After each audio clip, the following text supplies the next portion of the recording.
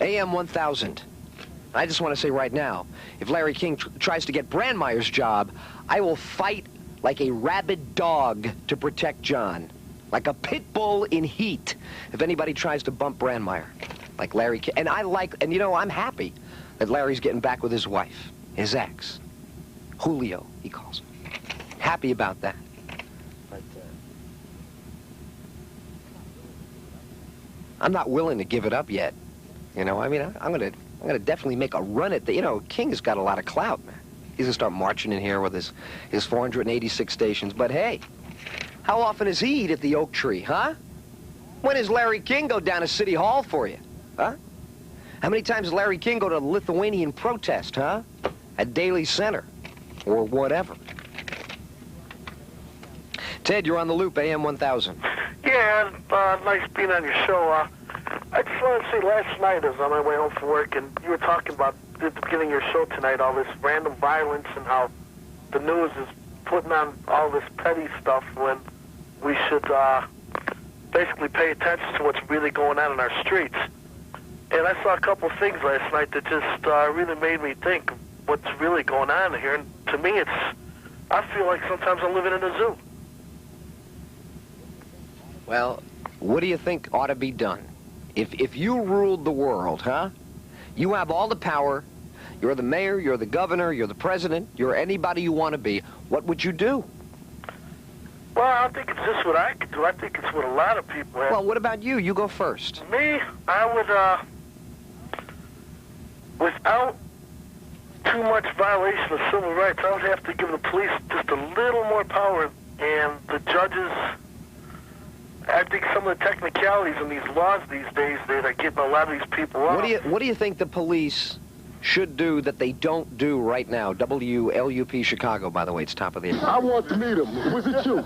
There you go. There's the sound of murderous violence 2 years ago, by the way, so it's even more intense and more dangerous right now. What we have instead, we don't have a solution to the problem with violence in our city. We don't have a solution. The mayor doesn't have one, the police chief doesn't have one, and we're waiting to see if maybe you can help us. But here's what we do have. They finished the work on Lakeshore Drive early. They paid an extra, the city did, or I should say, who paid it here? Let's see, Department of Transportation, thank you. It's like it's not our tax money now, huh? It's only our state tax money instead of our city tax money. They finished 3 weeks early. We gave them an extra $80,000. Now, help me figure this out. You don't want to have an overrun if they go too long because they charge you extra money. So they finished early. So we gave them, that's right, extra money. Somebody's going to have to help me with that because I just don't quite understand it. Hi, who's... Rick, Highland, Indiana. Rick? Yeah, you know what Ed, you there? Rick? Yes, how you doing? Why do they give the guy $80,000 for finishing early? You got me on that one. I just tuned into your show. I hope I didn't miss the whole gist of this evening's show. I heard the guy before me calling in and talk a little bit about some like crime problem, perhaps, in the show. Yeah, but I want to know, why do you think we pay somebody $80,000 extra for finishing the road improvements early?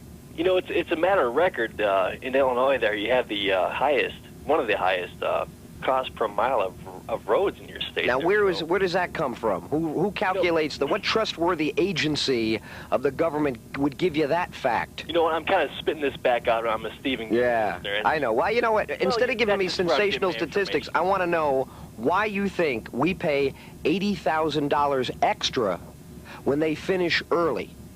That's possibly an incentive, but beyond that, it's an incentive to what, though? It's an incentive to whom? In other words, how do you, the taxpayer, do on a deal like that?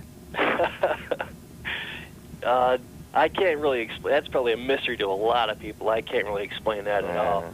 But it probably keeps a lot of guys at least mobile during the day, which is more than you could probably say if they weren't given that incentive. Oh, well. Okay, so what's up? Nothing much. Like I said, I just got home and tuned into the show. Well, I appreciate your call, man. Hi, who's this? You're on the loop. Hey. AM 1000. Hello? Hello? Hello, Dave. Oh. Oh, man. We're getting all PhDs calling in tonight. Oh, okay. All right, now, go ahead, Dave. You asked the question of why pay the $80,000. It's kind of like when you go down to the corner convenience store in the middle of the night and you're wanting to pay extra for milk just for convenience and not being held up by stuck in long traffic lines. So we bribe them to be honest. Well, I guess so. Got to have the carrot and the stick. Gosh, geez. We don't have any honest people that we could hire from the get-go? That we wouldn't have to pay them extra to tell the truth? In other words, you got to figure if they could finish early, and then they didn't have the incentive, and they finished late, that would make them liars, cheaters, and thieves, huh? I guess so. Guess so, huh? Yeah. I want to know why the sanitation department is drilling holes on Illinois Street, because they claim they don't know where the sewer is. Do you believe this? They got a yellow truck on Illinois Street right near Channel 5, right near that little burgeoning area of the Central Loop there. And they're digging holes in the street to find out where the sewer is. I guess they're mad. Now, I think we're dealing with, and of course there wouldn't be any crooks in government like those people in the first ward, huh? Oh, geez, that's ridiculous, wasn't it? Wow. I wish I could, like, punch into work and take off and work someplace else for a while, huh? Gosh, not me. I was raised in a different type of family, but I tell you, there's obviously very little commitment on the part of public workers in our community to help out you and me. I guess that they don't really, you know, pay a lot of taxes like we do. I don't know. Yeah, I agree with you on that. I was kind of being a little sarcastic with my comment there. What I did call about it, I got to see that videotape tonight, and I could not believe what in the world I saw there. I'm just wondering how long it's going to take for the true and honest citizens of this country before they pop and say, hey, enough is enough, and they'll look like Chuck Bronson running around here with, like, Death Wish or something. I don't know. I don't know why we should expect not to be shot the next time we walk down the street. Why should we think it's okay to take our children to the park? Why is it okay? I mean, how many people are going to get killed over the summer festival season? You know, just how many do you figure? We've already had, what, 800 homicides? I don't know. Something like that. We've had some grotesque number already. You know, it just seems like somebody just doesn't care that all these people are getting killed, and that the violence is so out of hand that it's being flaunted to us now. Now they're doing it on camera to show us they're doing it.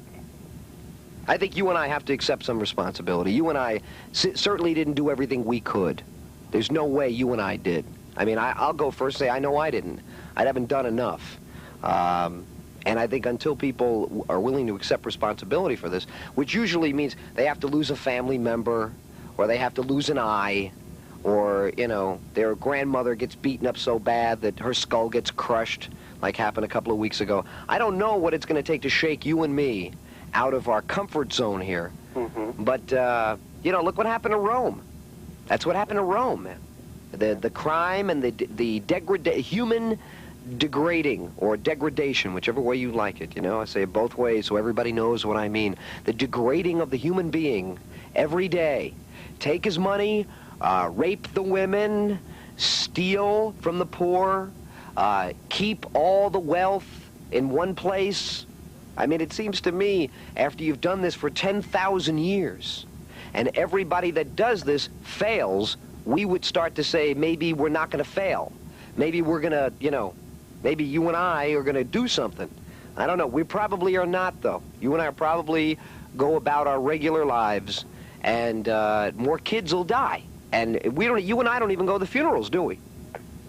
Not unless it directly affects us. Or unless we're treated to them on TV. Right. When the TV treats us to a funeral, then we feel awful. Right before that Oscar Mayer baloney commercial, we feel awful. We almost have a tear well up, and then, bingo, it's Oscar Mayer sandwich time, or it's KFC chicken with Magic Johnson, or it's buy a new pair of sneakers, or it's Remax, you know what I mean? We go right back to what we're doing, and just hope that we win tickets to see Johnny B.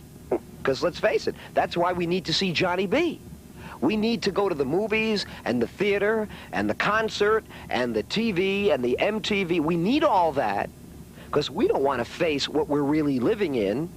Come on, you know, if you went to all of these diversionary things and you found the very same thing you find on the 6 o'clock news, what kind of fun would that be? I mean, you wouldn't be paying $30 to sit down in a public seat, would you? Right. You know? Yeah, it's kind of like back in the Depression, where one of the biggest industries was the movie industry, because it diverted people's attention from the troubles of the day-to-day. Oh, it's just, it's elementary, my dear Watson. Mm-hmm. Mm-hmm. Well, I appreciate your call, the Loop AM 1000, the Ed Tyll Show. Boy, I hate to be so negative, though, huh? Are we offering any hope?